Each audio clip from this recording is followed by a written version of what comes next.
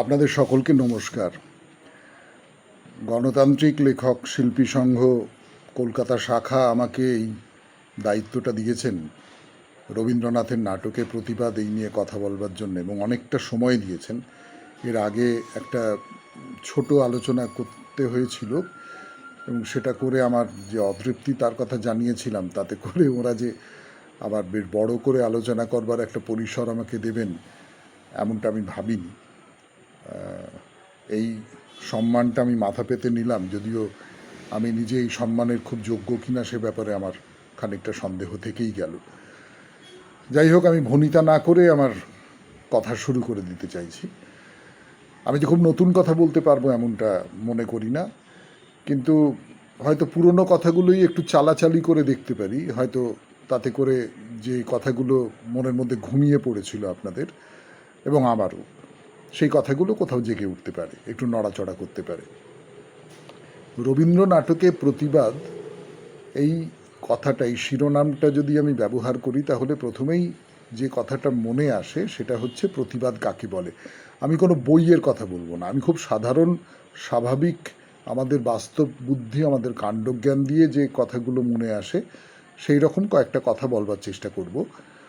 যেমন প্রতিবাদ বলতে যেটা বোঝায় সেটা হচ্ছে যে কোনো একটা কিছু সেটা ঠিক হয়ে আছে, সেইটাই নিয়ম হয়ে আছে প্রায়, সেইটাকে যখন চ্যালেঞ্জ করা হয়, যুক্তি দিয়ে চ্যালেঞ্জ করা হয়, বলা হয় যে না, তা এইটা কেন হতে পারছে, এটা হচ্ছে কেন, এরকম করে তো হওয়ার কথা না, এটাকে সরাতে হবে, তখন খুব সোজা কথায় আমি যদি বলি তাহলে সেইটাকে বলা যেতে পারে প্রতিবাদ। এখন কোনো একটা জিনিস নিয়ম হয়ে যায় কেন, তার পেছনে কতকগুলো যুক্তির কথা আমার মনে হচ্ছে, সেটা আপনারা ভেবে দেখবেন। সেটা হচ্ছে, প্রথমে কিন্তু কোনো একটা প্রথা বলুন, কোনো একটা নিয়ম বলুন, বা যা কিছু বলুন না কেন, সেটা একটা যুক্তিসঙ্গত কারণেই তৈরি হয়, এবং সেটা কিছু লোক তৈরি করে, সবাই মিলে তৈরি করে না। এই যে কিছু লোক যারা তৈরি করে, তারা তাদের সুবিধে মতো তৈরি করে, তাদের তাদের তাদের একটা সামাজিক অবস্থান আছে, যে অবস্থানটা খানিকটা উঁচুর দিকে, এবং সেইখান থেকে সে অন্যদের ওপরে চাপিয়ে দেবার চেষ্টা করে। এই ক্ষমতাটা সামাজিক ক্ষমতা হতে পারে, এই ক্ষমতাটা রাষ্ট্রিক ক্ষমতা হতে পারে। ঠিক এই মুহূর্তে আমরা এরকম দেখতে পাচ্ছি যে একটা রাষ্ট্রিক ক্ষমতা আছে বলে আমাদের ওপর অনেকগুলো নানান রকমের আইন কানুন চাপিয়ে দেওয়ার চেষ্টা করা হচ্ছে খুব অন্যায়ভাবে। তো সেই রকম করে রাষ্ট্রিক ক্ষমতা দিয়ে চাপিয়ে দেওয়ার একটা চেষ্টাও কোনোভাবে হয়ে থাকতে পারে। তো এই তারপরে সেটা মানুষের অভ্যেস হয়ে যায়, মানুষ তখন এর থেকে আলাদা রকমের কোনো কিছু ভাবতে পারে না। যখন কেউ অন্য রকম করে কিছু ভাবেন, তখন সেই ভাবনার কথাটা তিনি প্রকাশ করেন, সেই ভাবনাটা প্রকাশ করেন, সেটাই প্রতিবাদ। এবং আমি শিল্প সাহিত্যের দিক থেকে যদি দেখি, বা যে কোনো ক্ষেত্রেই আমি যদি দেখি, তাহলে এই প্রতিবাদটা দুটো ধরন হতে পারে। একটা হচ্ছে খুব তীব্রভাবে প্রতিবাদ করা, খুব সরাসরি প্রতিবাদ করা। আর একটা হচ্ছে না, আমি খুব তীব্রভাবে প্রতিবাদ করলাম না, আমি সরাসরি প্রতিবাদ করলাম না, আমি খুব ভেতরে ভেতরে তলায় তলায় প্রতিবাদটাকে চালিয়ে দেবার চেষ্টা করলাম। ধরা যাক, আমাদের ভারতীয় গণনাট্য সংঘ 4-এর দশকে বেশ কিছু নাটক করেছে, তাতে খুব তীব্রভাবে প্রতিবাদ করবার চেষ্টা করা হয়েছে। এর একটা মানে আছে নিশ্চয়ই, এর একটা সচেতনতা তৈরির ধরন আছে নিশ্চয়ই। কিন্তু সেই সঙ্গে সঙ্গে আবার এই রকমভাবেও প্রতিবাদ হতে পারে যে আমি খুব নরম করে প্রতিবাদ করলাম, আমি প্রতিবাদের যে ভাবনাটা সেইটা আপনাদের মনের মধ্যে খানিকটা উস্কে দিলাম, এইটা বলে যে আমি বলে দিচ্ছি না যে এই রকম করো, কিন্তু তোমরা ভেবে দেখো যে এই রকম করে কিন্তু ভাবা যায়। আমি বলবো রবীন্দ্রনাথের দিক থেকে যেটা বলবার, রবীন্দ্রনাথ সাধারণভাবে এক একটা ক্ষেত্রে গণনাট্য সংঘের মতন করে নয়, কিন্তু তার মতন করে বেশ তীব্র কণ্ঠে প্রতিবাদ করবার চেষ্টা করেছেন। বিশেষ করে প্রথম বিশ্বযুদ্ধ পরবর্তী সময়ে, বিশেষ করে একটা বিশেষ আন্তর্জাতিক অবস্থার মধ্যে দাঁড়িয়ে রবীন্দ্রনাথ কিন্তু খুব তীব্রভাবে প্রতিবাদ করবার চেষ্টা করেছেন তার নিজের ধরন অনুযায়ী। কিন্তু সেটা আমি আবারও বলছি যে 4-এর দশকে যে গণনাট্য সংঘের নাটক হয়েছে সেই রকম নয়, তার থেকে একেবারেই অন্য ধরন, তার কারণ মানুষটা অন্য। তো যদি এই প্রতিবাদকে আমরা শিল্প সাহিত্যের দিক থেকে দেখি, বা আমি সমস্ত আলোচনাটাকে গুটিয়ে এনে যদি বলি যে আমি কেবলমাত্র নাটকের দিক থেকে দেখি, নাটক লেখা, নাট্য প্রয়োগের দিক থেকে দেখি, তাহলে দুটো দিক থেকে এই প্রতিবাদকে আমার দেখার আছে। প্রথম যে দিক থেকে দেখার আছে সেটা হচ্ছে যে আমি প্রথমটাই বিষয়ের দিক থেকে একটা প্রতিবাদ, সেটা তো বলবো, আমরা সেটা নিয়েই মুখ্যত আলোচনা করব। কিন্তু তার বাইরে আর একটা হতে পারে আমার প্রকাশ ভঙ্গির দিক থেকে প্রতিবাদ। আমি কেমন করে কথাগুলো বলবো, যেভাবে সাধারণভাবে বলে লোকে আমি সেইভাবে বললাম না, আমি অন্য রকম করে বললাম। এখন প্রশ্ন উঠতে পারে, কেন আপনি অন্য রকম করে বলবেন কেন? সাধারণভাবে লোকে যেভাবে বলে যাতে অভ্যস্ত, সেই রকম করে বললেই তো মানুষের কাছে খুব সহজেই কথাগুলো পৌঁছে যেতে পারে, তাহলে অন্য রকম করে বলবার দরকারটা কী আছে? হ্যাঁ, মানুষের কাছে খুব সহজে পৌঁছে যেতে পারে, কারণ মানুষ অভ্যস্ত এই রকম ফর্মে থিয়েটার দেখতে। থিয়েটার এইরকম হয়, তার মধ্যে এই থাকে, এইভাবেই নাটক দেখতে অভ্যস্ত, নাট্য প্রযোজনা দেখতে অভ্যস্ত, ঠিক। কিন্তু ওই অভ্যস্ততার একটা বিপদ আছে। সেই বিপদটা হচ্ছে অভ্যস্ততা কোথাও আমার মনের মধ্যে একটা প্রলেপ দিয়ে দেয়, তখন সেই প্রলেপের মধ্যে দিয়ে তাকে ছিঁড়ে খুঁড়ে ভেতরে যে কথাগুলো বলতে চাই সেইগুলো ভেতরে ঢুকতে পারে না। অর্থাৎ হ্যাঁ, এই তো দিব্য, বা অ্যাক্টিং খুব ভালো করেছে, আর গল্পটা না খুব জমজমাট হয়েছে, এই রকম বলে একজন মানুষ ছেড়ে দিতে পারে। কথাটার ভেতরের যে ব্যাপারটা, ভেতরের যে ধাক্কাটা, সেইটা তার ভেতরে তৈরি না হতেই পারে। তার ফলে কেউ কেউ ভাবতে পারেন যে না, আমি অন্য রকম করে বলবো। কেউ কেউ এই কারণেও ভাবতে পারেন যে না, আমি আমার মতন করে বলবো। আর পাঁচজন যেরকম করে বলে আমি সেই রকম করে ভাবি না, তো আমি যেভাবে ভাবি আমি তো সেইভাবেই কথাটা বলবার চেষ্টা করব, কাজে আমি সেইভাবেই বলবো। এটা একটা ধরন হতে পারে, এই রকম করে অন্য রকম করে কথা বলবার একটা। আর দু নম্বর সেটা হচ্ছে যেটা বললাম বিষয়ের দিক থেকে। এইবার রবীন্দ্রনাথের নাটকের দিকে আসি। আমি সবকটা নাটক নিয়ে আলোচনা করব না। রবীন্দ্রনাথ প্রচুর বহু নাটক লিখেছেন। আমি কয়েকটা মাত্র বেছে নিয়ে কয়েকটা মাত্র প্রবণতাকে ধরবার চেষ্টা করব। দেখুন, একেবারে প্রথমে রবীন্দ্রনাথের যে প্রথম নাটক রুদ্রচণ্ড, তারপরে বাল্মীকি প্রতিভা, কালমৃগয়া, বাল্মীকি প্রতিভা আবার নতুন করে লেখা হবে, অনেক বাড়িয়ে টাড়িয়ে লেখা হবে, প্রকৃতির প্রতিশোধ, ইত্যাদি ইত্যাদি, এই যে নাটকগুলো, এই নাটকগুলো সম্পর্কে প্রথম এবং প্রধান যে কথাটা বলবার সেটা হচ্ছে, এটা খুব আশ্চর্য, একেবারে প্রথম নাটক থেকে রবীন্দ্রনাথ কিন্তু সাধারণভাবে যে নাটক লেখা হয়, তখন রবীন্দ্রনাথ যখন নাটক লিখছেন, ধরা যাক 1881 সালে রবীন্দ্রনাথের প্রথম নাটক রুদ্রচণ্ড প্রকাশিত হচ্ছে, তার আগে লেখা হয়েছিল, হয়তো 1878-79 সাল নাগাদ লেখা হয়েছিল বলে পণ্ডিতেরা মনে করছেন, নানান যুক্তিতর্ক সাজিয়ে।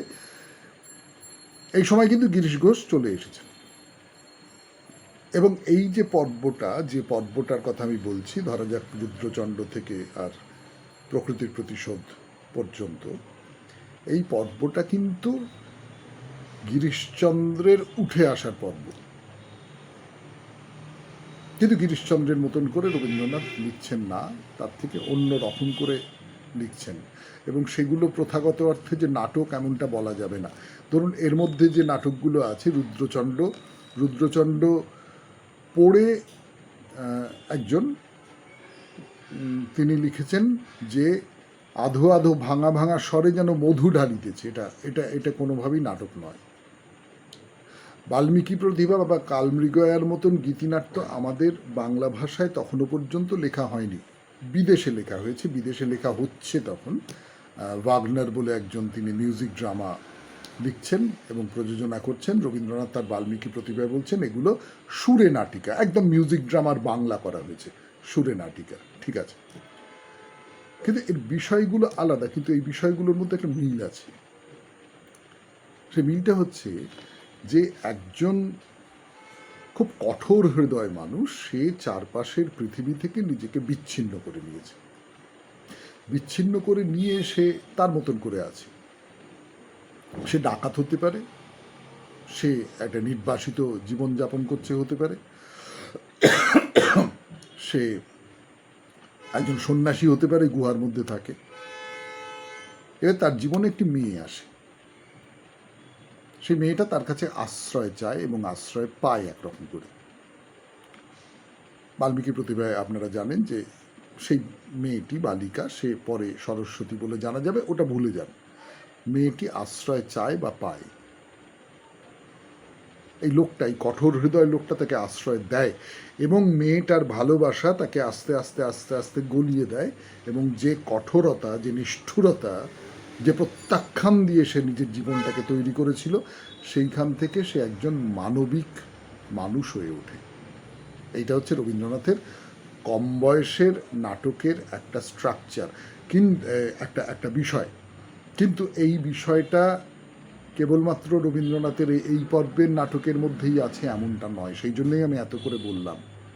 আপনারা খেয়াল করে দেখুন, এরপরে রবীন্দ্রনাথ রাজা ও রানী বলে একটা নাটক লিখবেন, সেখানেও একজন লোক আরও পরিণত চেহারায়, সে কেবলমাত্র অন্তঃপুরে তার স্ত্রীর মুখের দিকে তাকিয়ে থাকে, রাজ্য শাসনের দিকে দেখে না, স্ত্রী তাকে ছেড়ে চলে যায়, সে ভয়ঙ্কর হিংস্র হয়ে ওঠে, চারপাশ ধ্বংস করতে করতে যায় এবং তারপর একটি মেয়ে, নরম মনের বাচ্চা মেয়ে, তার চোখের দিকে তাকিয়ে সে বুঝতে পারে যে আমি কি করছিলাম এতদিন ধরে, দেখিলাম আপনার প্রতিমূর্তিখানা আপনার মুখে, এইরকম একটা ভাব সংলাপ আছে, করে সে আবার ফিরে আসে, বা যাই হোক যা কিছু হয়।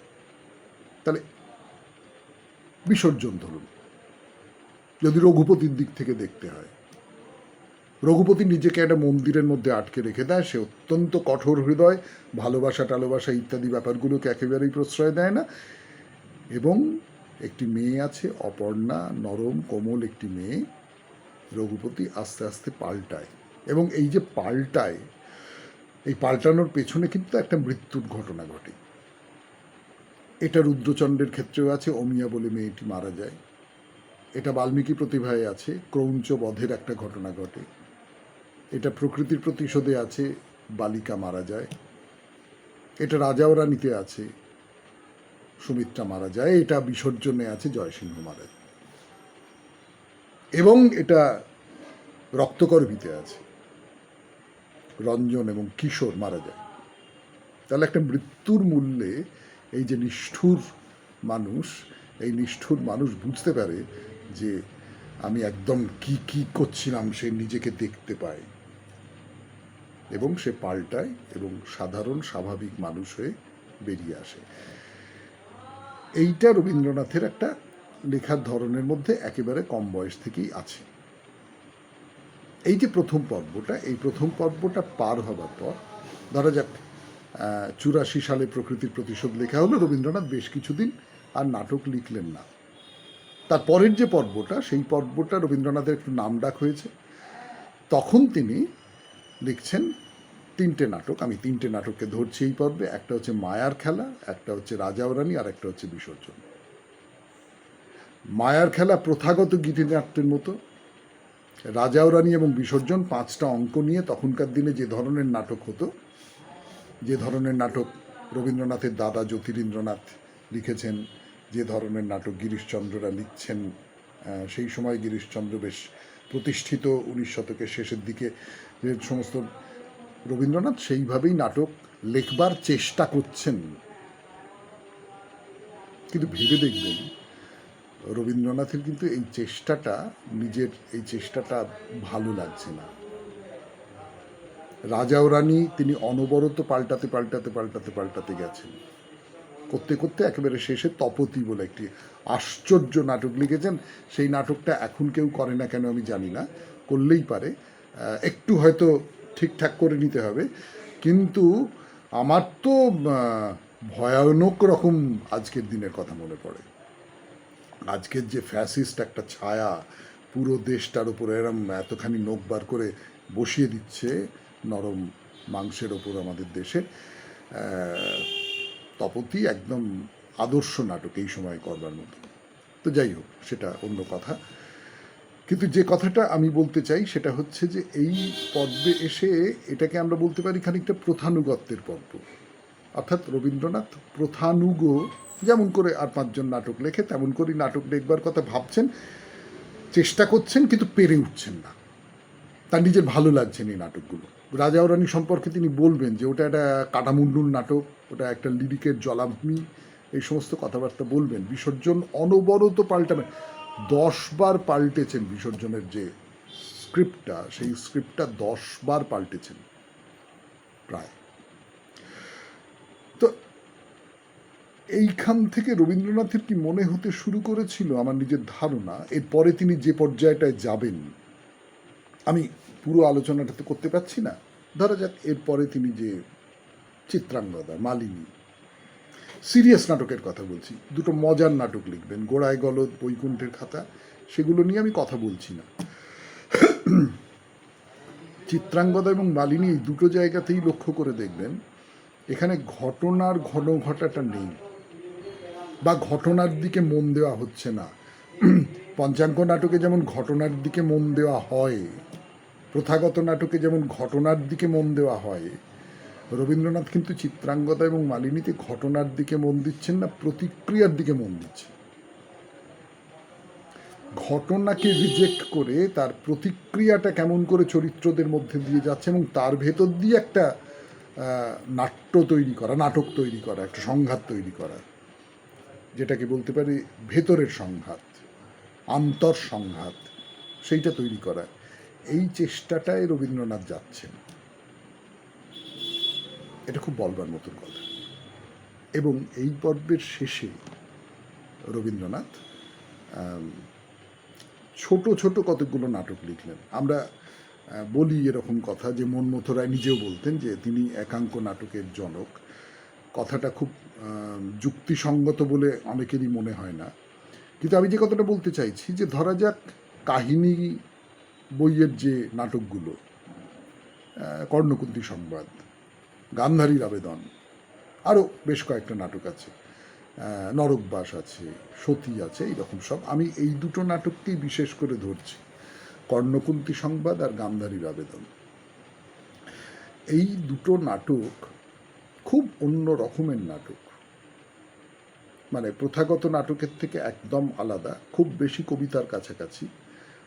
আমি হয়তো একরকম করে চিত্রাঙ্গদা বা মালিনীর সঙ্গে মিলিয়েও দেখতে পারি যে সরাসরি সংঘাতের জায়গাটা নেই,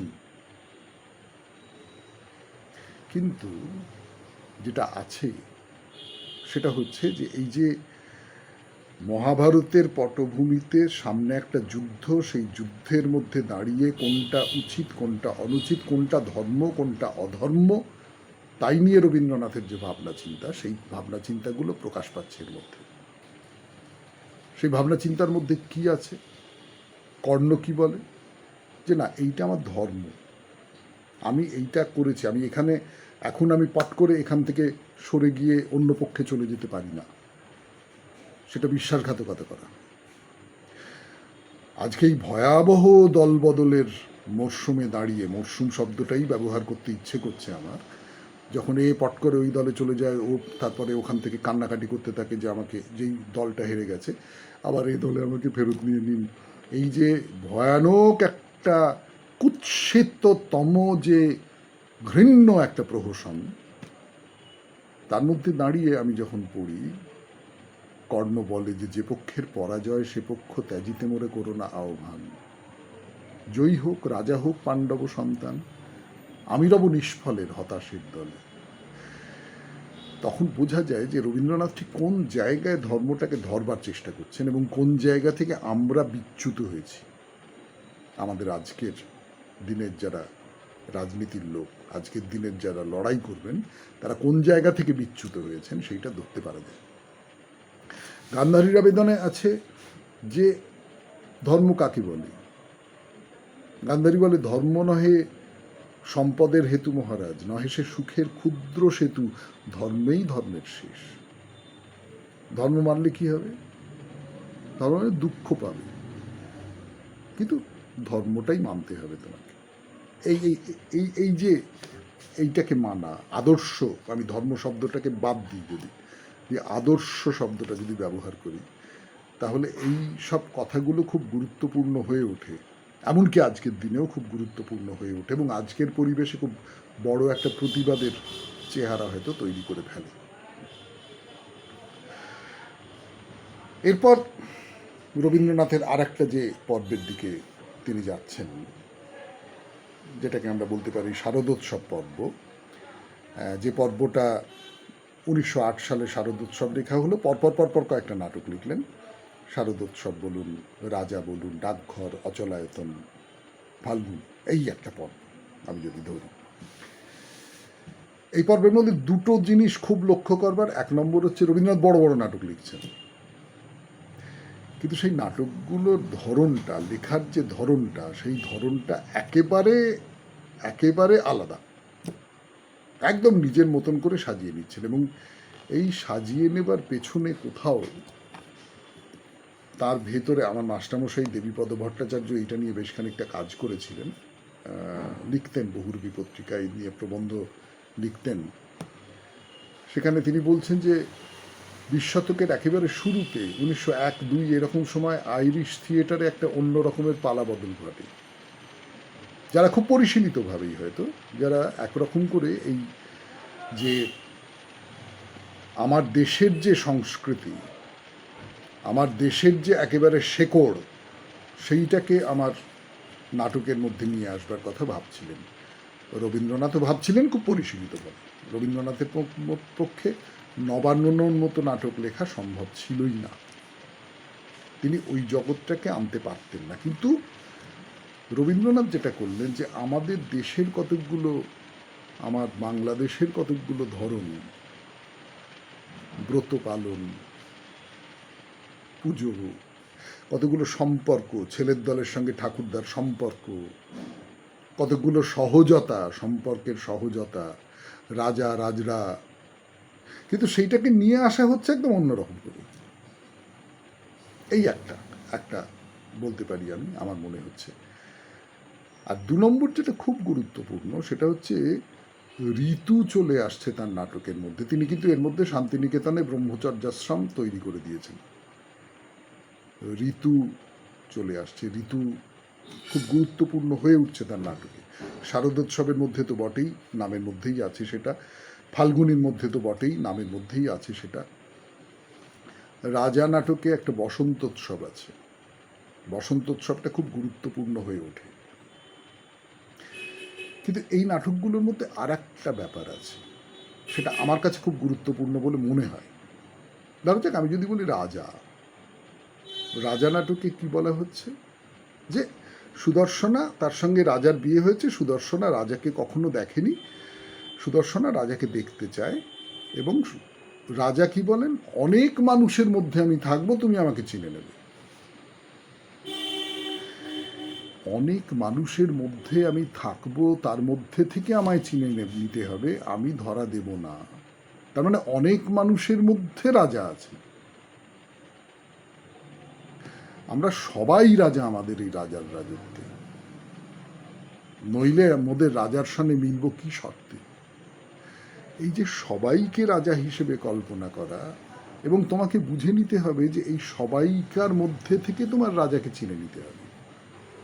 সেটা যদি তুমি না চিনে নিতে পারো, তাহলে তুমি ভুল করবে। কাকে দেখে ভুল করবে? সুবর্ণকে দেখে ভুল করবে।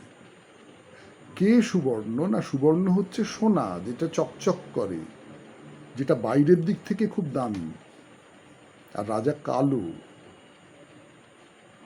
এই রকম করে রাজা নাটকটাকে হয়তো ভাবা যেতে পারে। তো ধরা যাক, আমি যদি বলি অচলায়তনের মধ্যে একটা স্কুল আপনি ধরুন, সে স্কুলের মধ্যে ছেলেপুলেদের আটকে রেখে দেওয়া হয়েছে, এবং অনবরত নানান রকম বিধিনিষেধের মধ্যে আটকে রেখে দেওয়া হয়েছে। পুরনো আমলে এইরকম থাকতে পারে। আমাদের আধুনিক যুগের যে ইংলিশ মিডিয়াম স্কুলগুলো, সেখানেও কতকগুলো নিয়ম কানুন আছে। প্রচণ্ড গরম, মাথার উপরে অ্যাসবেস্টারের ছাদ, পাখার হাওয়া গরম হলকা হয়ে নামছে, টাইটা পরে থাকতে হবে, ইংরেজিতে কথা বলতে হবে সারাক্ষণ ধরে, যারা টিচার তাদেরও। এই যে কতগুলো কুসংস্কার, এই কুসংস্কারগুলো ভাঙবার একটা জায়গা, এবং সেটা ভাঙেন কে? না, গুরু, দাদা ঠাকুর হই হই করে এসে ভেঙে দিয়ে চলে যান। আবার সেখানে একটা নতুন কিছু করতে হবে। এই যে ভাবনা চিন্তাগুলো। আর তার বাইরে আর একটা কথা, যেটা বলছিলাম, যে ঋতুর সঙ্গে, মানুষের সঙ্গে, স্বাভাবিক যে চারপাশের জীবন তার সঙ্গে কোথাও একটা মেলবার কথা বলছেন রবীন্দ্রনাথ। আজকে যখন এই কোভিডের মধ্যে এরকম ফিজিক্যাল তো না, এখন কি যেন ডিস্ট্যান্সিং, সোশ্যাল ডিস্ট্যান্সিং, সামাজিকভাবে আমাদের মধ্যে দূরত্ব তৈরি করতে হবে এরকম ফতোয়া দেওয়া হচ্ছিল, সেটাকে এখন ফিজিক্যাল ডিস্ট্যান্সিংয়ের কথাটা বলা হচ্ছে। সেই সময় দাঁড়িয়ে রবীন্দ্রনাথ বলছেন, তুমি তোমার প্রকৃতিকে চেনো, তুমি তোমার দেশকে চেনো, তুমি তোমার মানুষকে চেনো। রবীন্দ্রনাথ বলছেন, একটা প্রবন্ধে আছে যে আমার একটি ছাত্র, তাকে সে নৃতত্ত্ব ইত্যাদি নিয়ে পড়ে, তো আমি যখন তাকে বললাম, দেখা গেল যে শান্তিনিকেতনের পাশে যে গোয়ালপাড়া, সেখানকার সাঁওতালদের সম্পর্কে তার কোনো আগ্রহ নেই। তখন আমরা বুঝতে পারলাম যে পুঁথি ব্যাপারটাকে আমরা কত গুরুত্বপূর্ণ বলে মনে করি এবং পুঁথি ব্যাপারটা আসলে কত ফালতু। না, ফালতু শব্দটা ব্যবহার করেননি। তো এইটা রবীন্দ্রনাথ এইরকম করে দেখতে চাইছেন যে সকলের সঙ্গে সম্পর্কিত হতে হবে। গোটা আমার চারপাশের প্রকৃতি, আমার চারপাশের পৃথিবী, আমার চারপাশের সব কিছু, এই সব কিছুর সঙ্গে সম্পর্কিত হতে হবে। এরপরে যে গুরুত্বপূর্ণ জায়গাটায় আমি যাবার চেষ্টা করব সেটা হচ্ছে,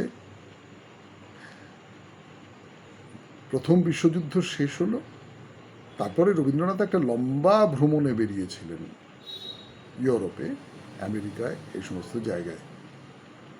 তখন ক্যাপিটালিজমের একটা বিস্ফার ঘটছে এবং রবীন্দ্রনাথের মনে হয়েছিল যে মানুষকে ক্রমাগত যন্ত্রের মতো, রবীন্দ্রনাথ যন্ত্রবিরোধী ছিলেন না।